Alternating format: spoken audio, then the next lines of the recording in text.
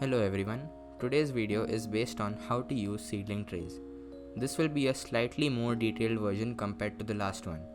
So if you are a beginner with seedling trays, I suggest you to watch that video first. I will have it linked at the top right corner now and a clickable link in the end.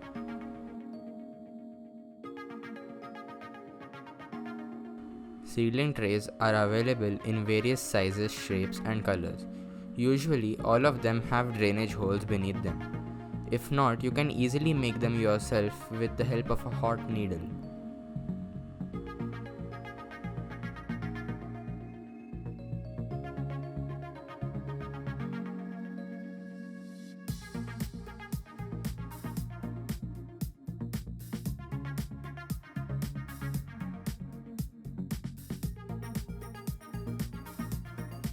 In case you have those big and long seedling trays which are inconvenient to carry in and out of your house, just use a scissor and divide them into multiple smaller trays.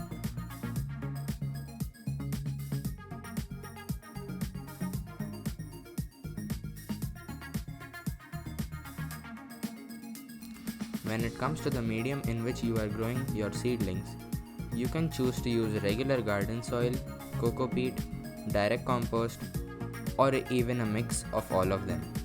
I have taken a mix, but keep in mind that when you are using garden soil, the soil particles should be as fine as possible and not full of pebbles.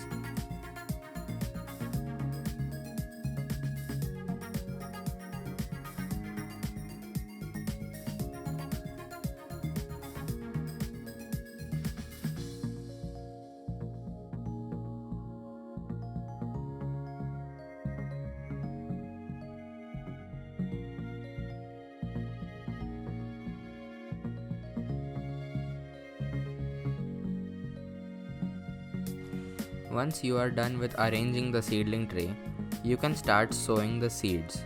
Sow the seeds depending on their size. I am sowing cherry tomatoes, so I will cover the seeds with a very thin layer of soil. Whereas if you are growing something like sweet peas, you can cover them with about a centimeter thick layer of soil.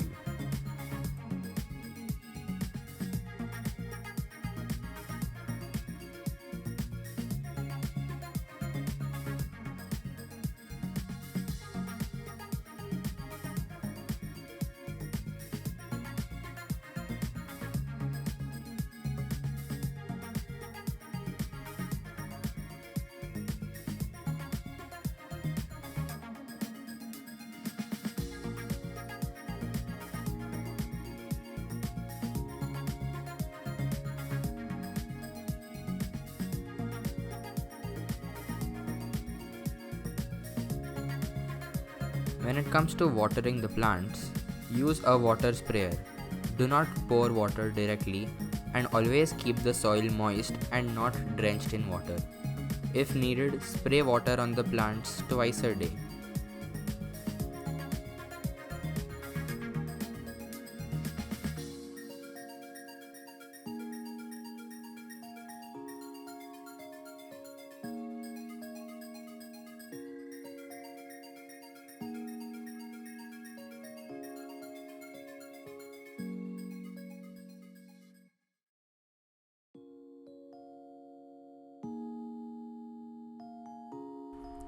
About a week later, you can optionally spray some Epsom salt on your plants. Epsom salt is chemically called magnesium sulfate. Add about 1 tablespoon to 1 gallon of water or 1 teaspoon to 1 liter of water.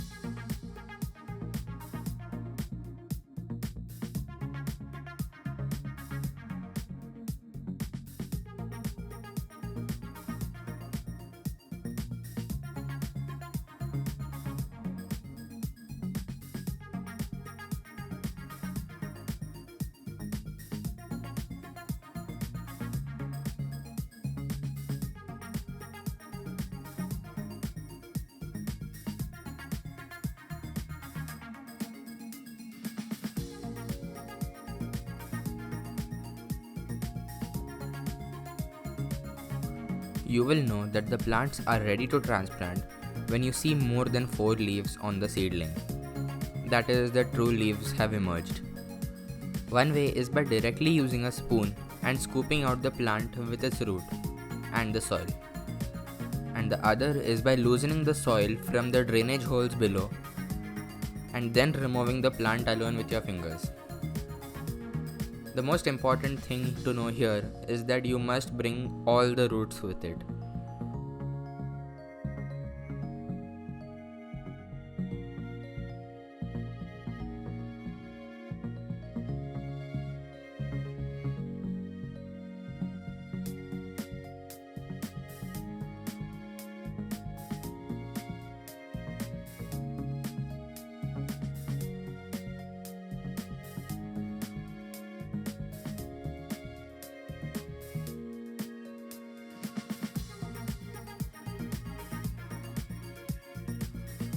At last, don't forget to keep your plants watered.